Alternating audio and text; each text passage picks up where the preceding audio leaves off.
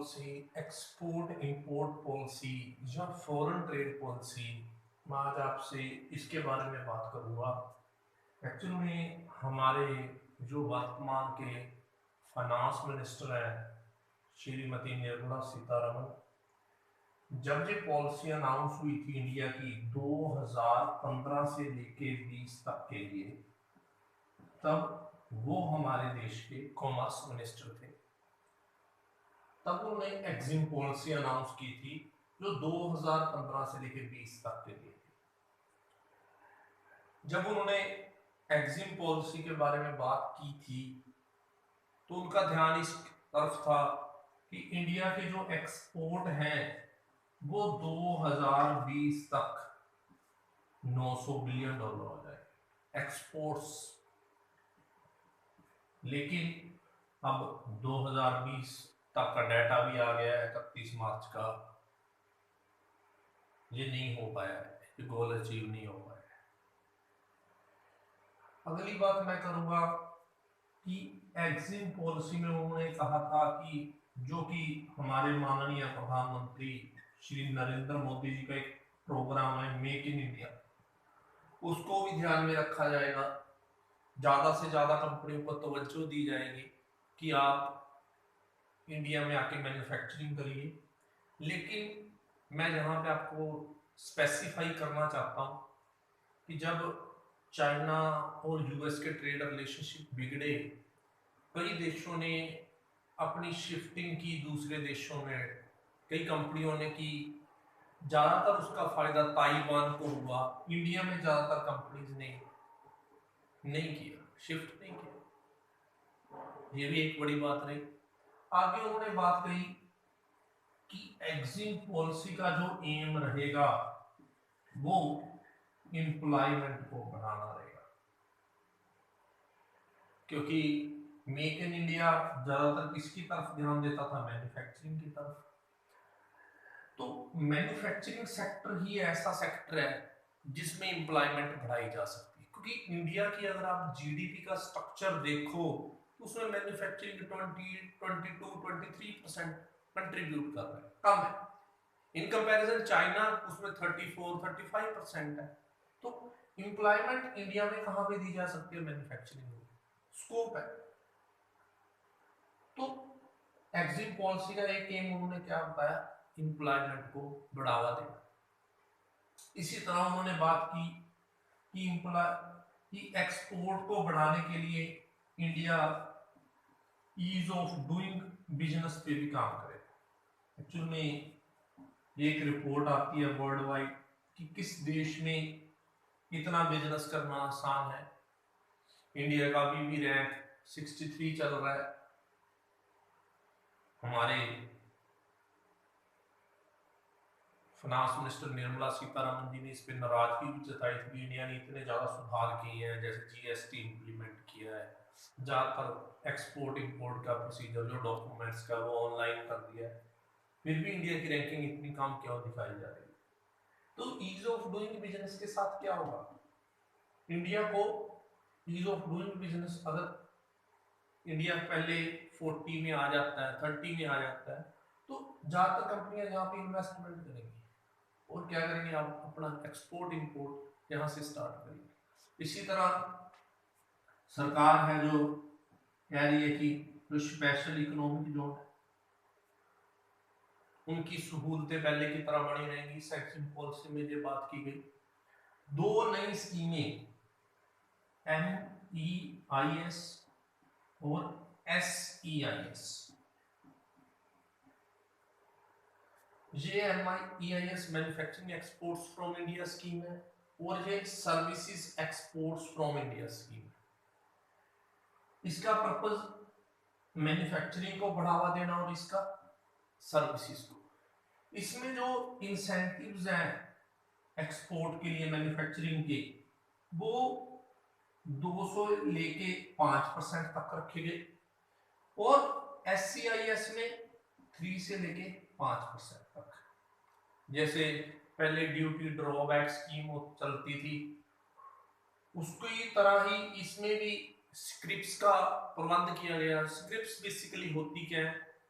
जैसे कोई person export करता है तो उसके खाते में स्क्रिप्ट्स आ जाती हैं। कल को वो कोई भी चीज इंपोर्ट करेगा, उस पर जो ड्यूटी पे करनी है उसने, उन स्क्रिप्ट्स को उस ड्यूटी के अगेंस्ट वो एडजस्ट कर सकता है। वो स्क्रिप्ट्स ट्रांसफरेबल भी हो सकती हैं और नॉन ट्रांसफरेबल।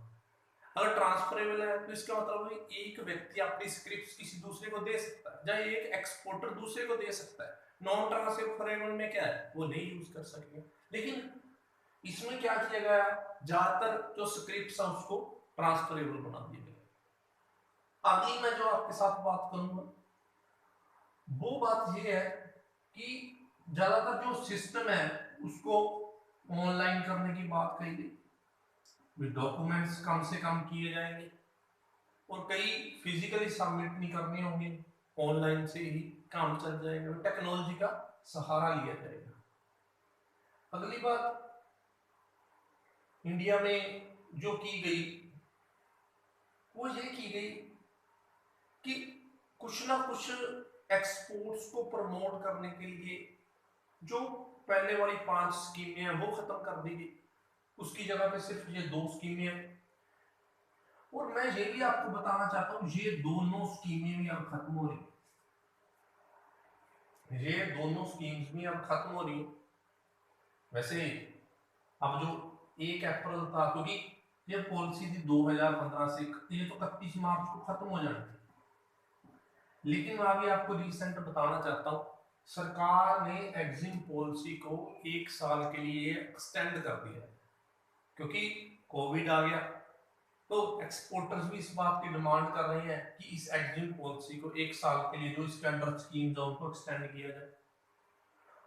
चलो मैं आगे डिस्कस करूंगा कि इन स्कीम्स की जगह पे कौन कौन सी स्कीम्स आने वाली थी। एक्चुअली में यूएस ने इस स्कीम को के ऊपर इंडिया के काफी ऑब्जेक्शन कर दिया था। MEIS और SCIS पे।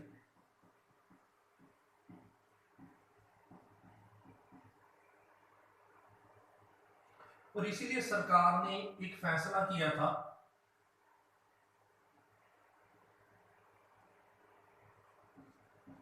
कि ये स्कीम लाई जाए, इन दोनों स्कीमों की जगह ये रिमिशन ऑफ ड्यूटीज और टैक्सेस ऑन एक्सपोर्टेड प्रोडक्ट्स, ये स्कीम इनकी जगह पे लाने की जरूरत ना थी, क्योंकि ये जो स्कीम है ये WTO के जो नॉर्म्स है उनका कंप्लायंस करती है।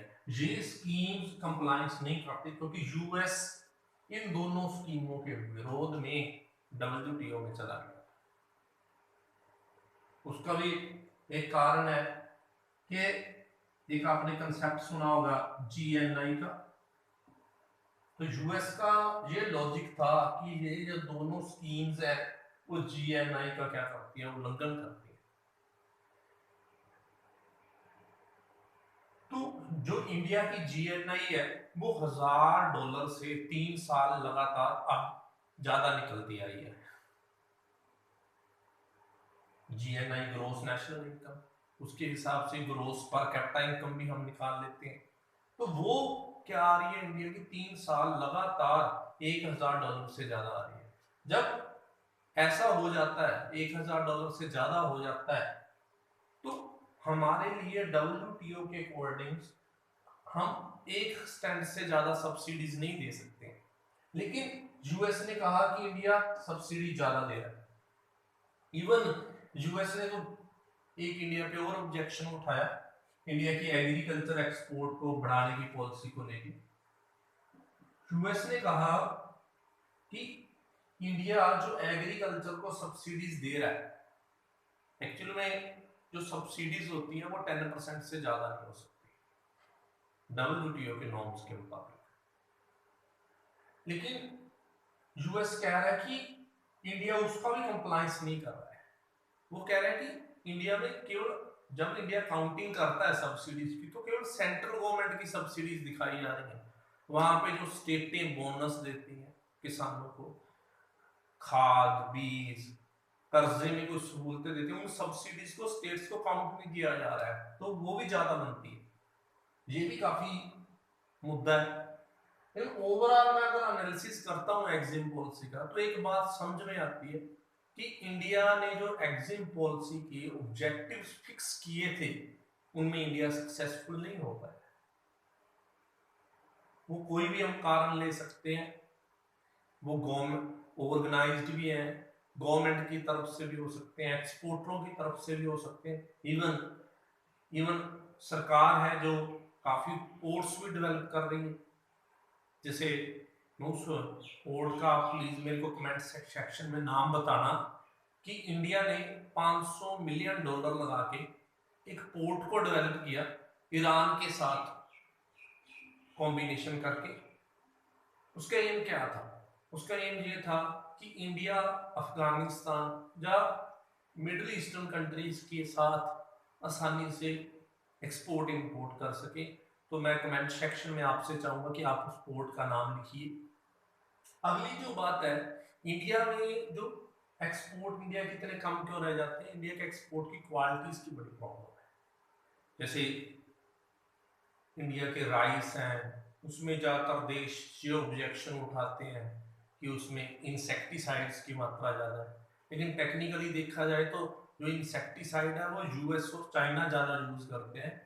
इंडिया के अगेंस्ट कई बार ऐसा भी कहा जाता है कि कुछ संस्थाएं जानबूझ के इंडियन एक्सपोर्टरों का काम खराब कर रही हैं। इसी तरह टर्मरिक, हल्दी हल्दी में ये दोष लगता है कि इंडिया कि जो एक्सपोर्टर उसमें कलर मिला देते हैं ताकि अच्छा रंग बन जाए। इसी तरह जीरे में प्रॉब्लम है, उसमें कुछ मिलावट पाई जाती है। तो मेरा कहने का मतलब क्या है, एक्सपोर्ट्स उतनी तेजी से नहीं बढ़ रहे हैं जितनी तेजी से सरकार चाहती है। तो इसीलिए सरकार को और एक्सपोर्टरों को अच्छी तरह से कोलैबोरेशन करना चाहिए ताकि जो हमारे एम्स हैं, ऑब्जेक्टिव्स हैं एग्जिम पॉलिसी, उसको अचीव किया जा सके। नो डाउट हम काफी आगे निकल आए हैं। अगर आप 1991 की सिचुएशन को कंपेयर करो आज की में बहुत फर्क है। आज हमारे पास कितनी ज्यादा चॉइसेस है। अगर 1991 से पहले देखें हमारे पास कार की चॉइस क्या थी? मारुति। आज इंडिया में आप मारुति का ऑर्डर देते थे कार का, तो एक साल के बाद आपको, अगर आपने बीएसएनएल का हैंडसेट लगवाना होता था तो एक साल बाद लगता था, अब आप 1 मिनट में ले सकते हो। तो कहने का मतलब क्या है, इंडिया ने जो एग्जिम पॉलिसी है उसको लिबरल किया है, लेकिन अभी तक भी, क्योंकि एवरी हर जो चीज है उसमें इंप्रूवमेंट का स्कोप होता है, तो इसीलिए इंप्रूवमेंट तो होनी चाहिए। तो एग्जिम पॉलिसी तभी ही अपने ऑब्जेक्टिव्स को अचीव कर सकती है अगर सभी स्टेक होल्डर, चाहे वो एक्सपोर्टर है, चाहे मैन्युफैक्चरर है, चाहे सरकार है, उन सभी को कोलैबोरेट होकर काम करना पड़ेगा।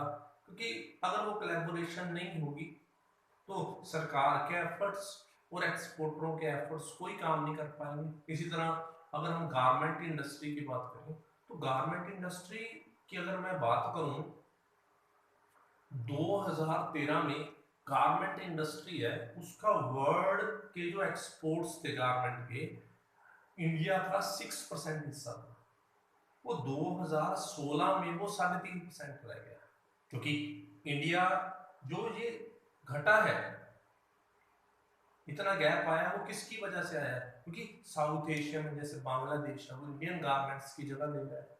यूरोपियन यूनियन में के साथ उनका एक एग्रीमेंट है, उनके जो गारमेंट्स उस पर ड्यूटी कम लगती है, तो आसानी से उसके जो गारमेंट्स हैं वहाँ पे सस्ते हो जाते हैं और ज़्यादा भी करेंगे। इसी तरह इंडिया की गवर्नमेंट को भी चाहिए कि इस तरह से यूरोपियन यूनियन के साथ कोई एग्रीमेंट किया जाए। यूएस के साथ नो डाउट इंडिया का जीएसपी चल रहा था, लेकिन पिछले साल हमें पता ही है ट्रंप गवर्नमेंट ने क्या किया, उसको वापस ले लिया। तो इसको भी सुधारने की जरूरत है। तो मेरा कहने का मतलब क्या है, एग्जिम पॉलिसी तभी ही अपनी एम अचीव कर सकती है अगर सारे स्टेक होल्डर अपना काम करेंगे। Thank you.